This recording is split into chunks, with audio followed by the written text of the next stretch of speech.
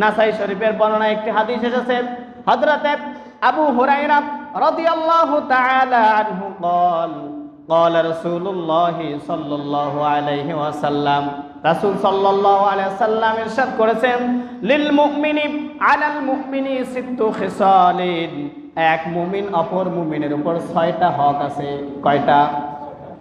আমার কথা কি বোঝেন? কয়টা হক?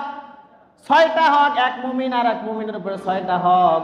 বিশ্বনবী বলেন, নাম্বার 1, 1 নাম্বার হলো ইয়াউদুহু ইযা মারিদ, যখন ওই ব্যক্তি অসুস্থ হবে তাকে সেবা করা, তার সেবা করতে হবে। নাম্বার 2, 2 নাম্বার হলো ওয়ায়াশহাদু ইযা মাতা, আর যখন সে মৃত্যুবরণ করবে তার জানাজায় উপস্থিত হওয়া। নাম্বার 3 নাম্বার হলো ওয়ায়ুজিবুহু ইযা দাআ, যখন ওই ব্যক্তি তোমাকে আহ্বান করবে, যখন ডাকবে, দাআ, তার ডাকে সাড়া দেওয়া, তার আহ্বানে সাড়া দেওয়া। নাম্বার 4, 4 নাম্বার হলো ওয়ায়ুসাল্লিমু আলাইহি ইযা লাকিয়াহু, আর যখন তার সাথে সাক্ষাৎ হয়ে যাবে, ওই সাল্লিমু, তাকে সালাম করবে, সালাম দেবে। এরপরে নাম্বার 5, 5 নাম্বার হলো ওয়ায়ুসাম্মিতুহু ইযা আতাসা, আর যখন সে হাসি দিবে তার হাসির জবাব দিবে। নাম্বার 6, 6 নাম্বার হলো ওয়ায়ানসাহু লাহু ইযা গাবা আও শাহিদা, আর তো সে অনুপস্থিত থাক অথবা উপস্থিত থাক, দুইটা উভয় অবস্থায় তার জন্য কল্যাণ কামনা করা। সুবহানাল্লাহ। বিশ্বনবী দেখেন কি চমৎকার শিখালেন, এক মুমিন আর এক মুমিনের 6টা হক আছে। এই 6টা হক যদি আজকে কেউ মেনে চলতো, পরিবারে সমাজে কোনো অশান্তি থাকার কথা ছিল না। সম্মানিত ভাইয়েরা আমার, এই দায়িত্ব রাসূল সাল্লাল্লাহু আলাইহি সাল্লাম সাহাবীদের যেমন খোঁজ খবর নিতেন, তার হাতে গড়া সাহাবীরা, খোলাফায়ে রাশিদা, সবাই এরকম ভাবে কাজ করে যেত, রাষ্ট্র পরিচালনা করত। এই খোলাফায়ে রাশিদার মধ্যে হযরত ওমর রাদিয়াল্লাহু তাআলা আনহু এত আসাদুল কুফর, কুফরের ব্যাপারে এত শক্তিশালী, এত কঠোর।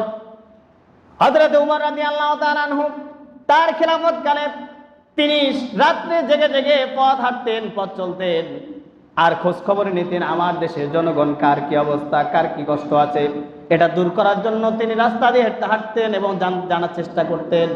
যে ব্যক্তি কষ্টে থাকতো তার কষ্টকে লাঘব করার জন্য কাজ করে যেতেন। একদিন রাস্তা দিয়ে যাচ্ছেন, পথিমধ্যে দেখা গেল এক বাড়ি থেকে একজন মহিলা বের হচ্ছে, আবার ঢুকতেছে, আবার বের হচ্ছে, আবার ঢুকতেছে বাড়ির ভিতরে। হযরত ওমর জিজ্ঞেস করলেন সমস্যা কি? বললেন এই বাড়ির লোকটি হলো বেদুইন, এনার স্বামী ব্যবসায়িক কাজে বাইরে রয়েছে, সফরে রয়েছে, কিন্তু তার স্ত্রী গর্ভবতী, প্রসবের সময় হয়ে গেছে, পেট ব্যথা শুরু হয়ে গেছে। হযরত ওমর চিন্তা করলেন কি করা যায়। কোনো কিছু ভ্রুক্ষেপ না করে সরাসরি বাড়িতে গেলেন। যাওয়ার পরে তার স্ত্রীকে নিয়ে এসে ওই বেদুইনের ঘরে ঢুকে দিলেন, তার মাধ্যমে প্রসব সন্তানকে প্রসব করালেন। সুবহানাল্লাহ। কি ছিল নেতা, আর আমরা কি নেতা পেয়েছি? একটু মিলিয়ে দেখুন তো দেখি। হযরত ওমর রাদিয়াল্লাহু তাআলা আনহুর জীবনীতে এইরকম অজস্র হাজারো ঘটনা রয়েছে।